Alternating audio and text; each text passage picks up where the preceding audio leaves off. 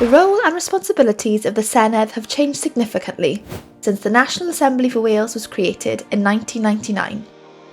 Today's Senedd makes laws and sets Welsh taxes. These decisions affect everyone in Wales. But while its responsibilities have grown, the size of the Senedd has not kept pace. With just 60 members, it is far smaller than its UK counterparts. The Scottish Parliament has 129 members, and the Northern Ireland Assembly has 90.